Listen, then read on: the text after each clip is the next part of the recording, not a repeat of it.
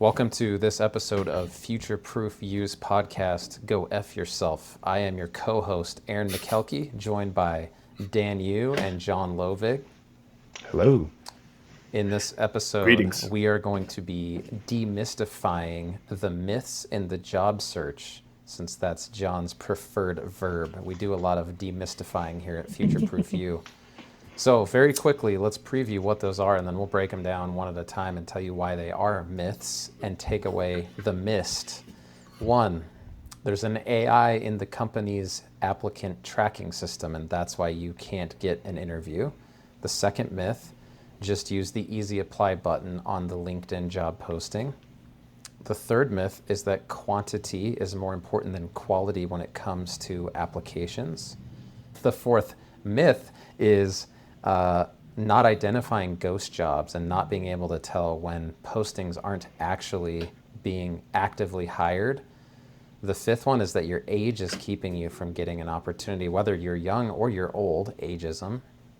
And then finally, networking matters when you need a job. So let's start with the first one, since both Dan and John are in the recruiting space and you see inside of applicant tracking systems. For our listeners that aren't recruiters, basically the database that keeps all of the information on people who apply so that the hiring manager and recruiter can sort through there and see their resume and their experience and a link to their LinkedIn profile, etc. What do you guys see on the inside of applicant tracking systems currently in mid-2025 when it comes to AI? John. Yeah, so and first I think the reason why people think this is happening, their logical conclusion is typically that they feel that they get rejected really quickly, almost immediately or 5 minutes after they've applied. And so they think, oh, it's got to be AI. Chances are, unless somebody's invented an AI I've never heard of, which would be shocking for someone like myself because I'm very into technology. So far, AI in applicant tracking systems is used for searching for people almost exclusively, not for weeding through applications. What's most likely happening is one of two things. Either there's a knockout question on your application that you answered. Do you require visa sponsorship? Do you live in the correct location? Are you willing to commute to the office? Whatever the case may be. Or they just so happen to apply while the recruiter's going through the applications. But most times, unless it's a knockout question, you've been rejected by a human being. Yeah. Yeah, another rejection could be that this position requires a certain degree, and if you and John and I, we just had that search, right? That it required a certain degree as a minimum, and if you didn't meet the minimum, then you would get rejected. But it was a knockout question. Yeah. It was a knockout question, right? And just to clarify for our listeners that aren't job hunter, recruiter pros like you guys, a knockout question is if you don't give them the answer they want, you are disqualified. You're out of the stack of potential candidates. Like you have an English degree, but they're looking for an engineering degree. Okay, nothing else on your resume or your application matters. You're out. Yeah. Yeah, so in other words, you might be getting rejected based on something in there, but it's not an algorithm. It's still going to be a human making that final decision based on everything that you guys see in ATSs in 2025. Yeah, and I would say probably by the time AI actually is implemented in ATSs for this purpose, likelihood will be that you will be surfaced more likely if you have the right qualifications than less likely, in my opinion. And it'll get rid of some of the human bias or just Exactly. not knowing that people are out there. Exactly. Yeah. Okay, so Dan, why don't you take the second myth, the easy apply button on LinkedIn. What is the perception of that versus the reality for a job hunter? I actually met somebody last week that that had boasted about, I'm really active.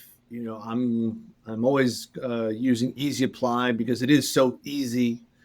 Unfortunately, Easy Apply is a LinkedIn product, and so it is going to stay within LinkedIn. It will not be moved from LinkedIn to the company ATS unless a human actually moves it over, right? So they say, okay, these 5 candidates, good. These other ones, reject. And so the perception of an easy apply button is that it's such a great way to apply to as many jobs as possible because you don't have to fill out applications, you don't have to make any effort. Unfortunately, the reality is that some easy apply recruiters who use easy apply, they may not get to it because they do have a lot of applicants going right directly onto their careers page. And so it's always more effective to use if you're going to apply online, and we'll talk about networking later, but if you're going to apply online, it's always much more effective to go through the company website because then you get added to their company ATS. And typically recruiters will, as John mentioned, go through their own ATS to do search before they go out into the world of LinkedIn. I will add one caveat that LinkedIn has done to improve the easy apply process is it now states when with easy apply, because it is within LinkedIn, it states how active the recruiter is. And so you can tell if someone's actively reviewing profiles on a regular basis compared to before where you really didn't know. So there might be some benefit to also easy applying, but my recommendation would still be to apply on their applicant tracking systems website too. Just so that that person's information is going to be saved in-house versus when the LinkedIn posting goes down, so does all of the data in there. Yeah, well, that's the perfect bridge to the third misconception in the job search, which is you just need to apply to more, and that quantity is more important than quality. Dan, what's your response to people who think that getting 20 applications in today was a good use of my time? I call it the opium of action, and you're kind of feeding yourself that good feeling that you're doing something, that you're being active. But in reality, if you're just going to spray and pray your applications on easy apply or just as many jobs as possible, I don't think it's very effective. Ultimately, you're going to get a better shot at being thoughtful and mindful about the certain jobs. When I've posted roles out there, the efficacy is usually less than almost always less than 2%, and many times less than 1% efficacy. So I find myself just mass rejecting a ton of candidates. And so it's kind of obvious when it's somebody that just hits easy apply, right? And just wants to get as many applications in. And I'm sure it's frustrating for recruiters to see that many applicants that don't fit, but I'm also very empathetic towards the applicant that is really trying hard to look for a job, but they are just not getting anywhere because they're applying for jobs they're really not qualified for. So, John, what's your advice to somebody who wants to find a balance? They might have to have some quantity of applications out there Yeah. to a degree, but how do you identify and come to a happy medium between quantity and quality of applications? Yeah, I mean, the key here is it's finding resonance in what aligns with your background the most. If you're struggling to find a job and you have a burning platform, like you don't have something and you need something, don't just spray and pray, as Dan said. It leads to less focus, and when you're not focused in the job search, you make a lot of mistakes. Go for the roles at companies that are similar to the one that you worked for. Look for opportunities for that are aligned, even if they're lateral.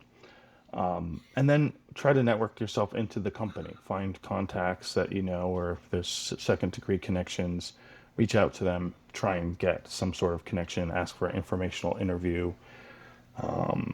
Whether and also don't assume that you shouldn't be reaching out to companies that don't have a job posted because they might be posting a job at any moment. I also think find a good recruiter or two that you can work with who specialize in your space because they will have direct connections with hiring managers.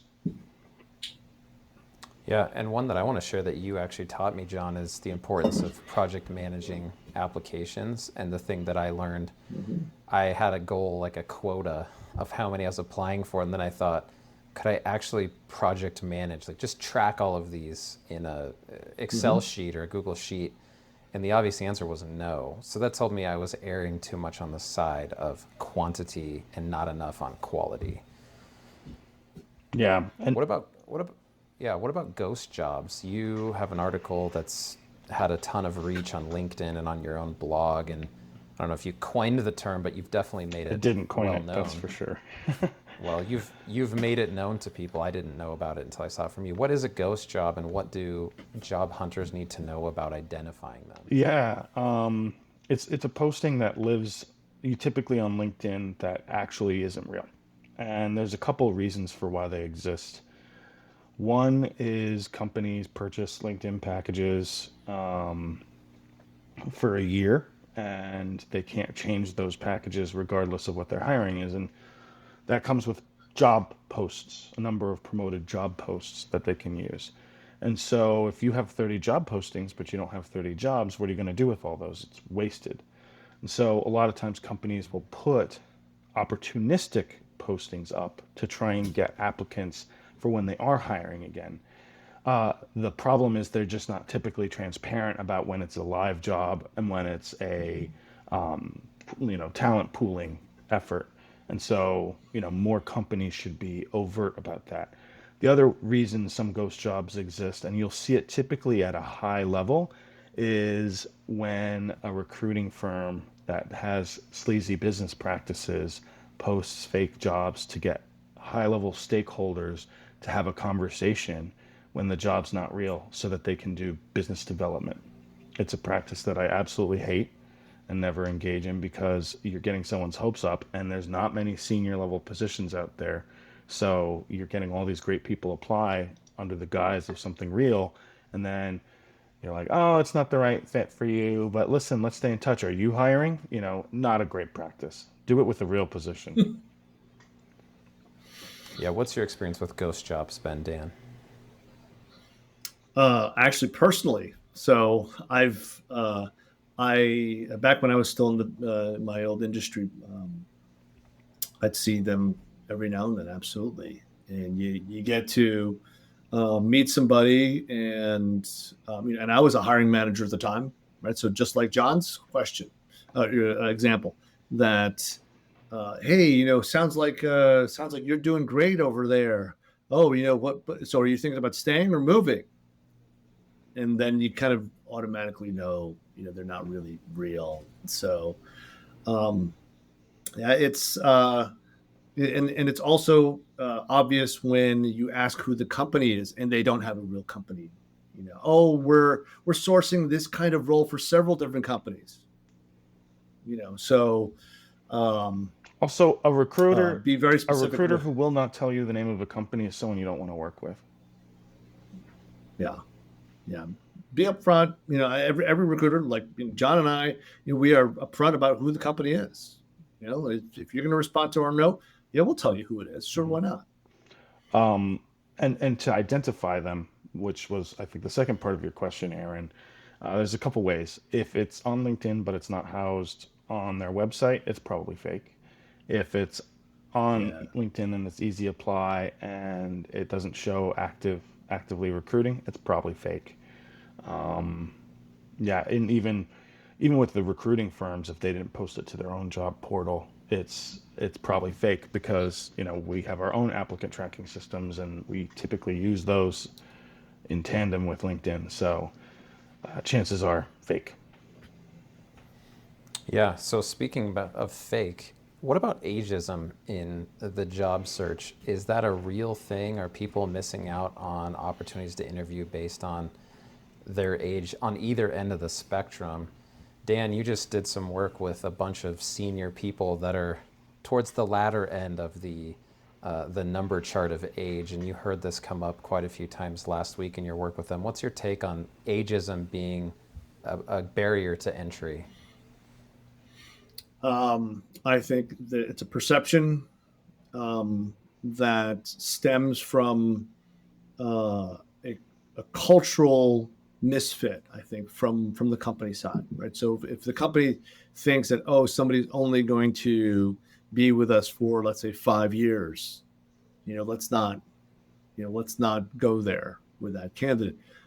The reality is that tenures now, the average tenure at any one firm is 4 years, right? So I think there is some truth to ageism, but it's in the perception of the internal recruiter or the internal hiring manager, which that's more appropriate. But from a candidate perspective, they the idea that oh, I'm not getting an interview because of ageism. Should I hide? Should I hide? My experience. If I have experience from let's say a couple decades ago, I think there's an ownership that you have to have, right? You can either work on your profile and work on your personal brand and work on trying to make a smart move and own that, right? Then blame ageism, right? You can blame ageism all you want, but is that really going to get you anywhere? How about work on your profile, right? How about work on who your what your personal brand is, or go find an industry that actually would like responsible people to come and be a safe set of hands, right? Somebody that's actually still got a lot of energy and still willing to willing to come in every day and kick butt. Yeah, John, what So about the other end of the spectrum? Do you hear this from young yeah. people ever in the hiring market? And if so, what are some things they can do to help? They don't necessarily blame things on ageism, but there's always this frustration with newer talent in the market because it feels like they need 2 years of experience to get an entry level job. And so they struggle a lot with that piece, especially in a tough market because, and especially as we start to see more and more positions being focused on AI instead of hiring entry level or contract talent. So I don't know quite if it's ageism so much as it's more they want someone more experienced, someone who could. Most hiring teams make the mistake of trying to hire someone who can hit the ground running when that's a fallacy most of the time. And so hiring an eager, young, fresh out of school person can be a huge win for a lot of companies if they just have the time to train people because you're going to have to train someone no matter what. It might be more training than you anticipate with someone who could hit the ground running, but at the same point, it's worthwhile because those folks are usually pretty committed early on and have a lot of enthusiasm. I think also on the older side, you know, I had a candidate. I work with designers, who are designing mobile apps and websites and experiences. And I had a designer who would complain all the time about ageism, and he thought it was definitely happening to him. But the challenge is he never kind of kept up with his skill set. He never adapted to new technologies. He was prototyping in old software. He was showing old work, and he wasn't articulating his managerial capabilities very well. And so, in his case, he let himself get outskilled by the market Yeah, so versus it kind of ageism. became a self-fulfilling prophecy then. Yeah, what about the question of networking? We'll go with this angle, Dan. What's your advice to somebody who is looking for a role right now? So they're on severance or they got laid off and they don't have a job. I need one now by the end of the month. What networking strategies would you recommend to people who don't value that? uh, start when you have a job. That'd be number one. Um, when you come from a place of um, where you're working, that perception definitely changes the dynamic when you're speaking to somebody.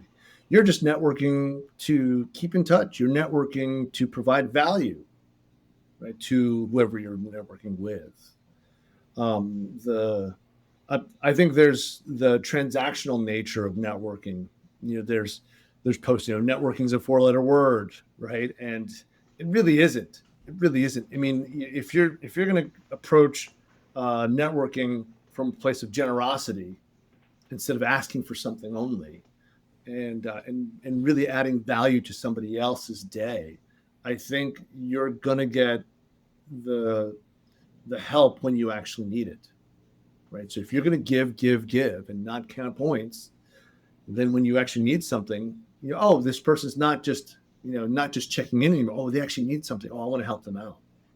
And so the person that's out of work, that's only started networking now, well, you got an uphill battle there, and unfortunately. Yeah. So John, the better side of that coin is, okay, I'm open to a new role, or looking around the curve. I might be looking for one soon, but I'm in one. I can stay here. I'm okay. What networking strategies would you recommend to somebody who maybe doesn't value networking or thinks it's a 4-letter word, like Dan said? Yeah, I mean, first of all, networking, it doesn't have to be complex, right? It's building a network of people professionally who you can reach out to when the time comes to make an ask. And if you've done it organically, like we talked about, then it won't be a heavy lift compared to when the fire is burning and you have to actually make an exit, or you need a new job. Start with your professional contacts from other companies. I am right now on the third job that I've had through the same person, who, employed me 3 separate times. From, we got dinner one time just to catch up, and then he's like, come work for me. I texted him when I was out of a job, and he said, oh, I've got a contract for you. And so it doesn't have to be complete strangers. It can be friends, family members, former coworkers are just a great way to. But the key is, it's not an ask for me, because we stayed in touch. We never stopped talking to one another. I didn't disappear and then all of a sudden just make an ask of him. We just always would catch up. So that's the key. It's just communicating. Yeah, and Yeah, I think a key thing is to have empathy for who you are networking with, right? If you're only going to come to them when you need them, then they're just going to think of you that way. Of that person only reaches out when they need me. So, work at it. It's like exercise, right? Or self-care, whatever you want to do to help yourself out. But you are helping yourself out by bringing value to other people, by networking actively all the time. Yeah. Yeah, the thing that I think of with your advice, John, is when you open that email thread or the text thread to the person, do you want to look back and go, oh, the last time I reached out was when I needed something from them? Or do you want to be like, oh, last month I told them happy birthday, or checking in on you, what are you working on? And then it comes across a lot less disingenuous than if I text them today and then tomorrow I'm like, by the way, I'm out of work. Do you have a job for me? Like, oh, that's why you message me. Like, you only do that when you need something. And you you don't want to open the thread and see that, because the other person sees it too. And it's pretty obvious to them that you're only asking when you need something. Yeah. It's like that friend who texts and is like, hey, can I borrow money? And that's all they ever do. Yep. Yeah. And then, and also the way you approach it too, it's, when you ask somebody to network, let's say it's somebody and just say, hey, can I pick your brain? That's a transaction, right? Can I get a few minutes of your time? That's a transaction, right? And the less transactional you make it, the more authentic it'll be.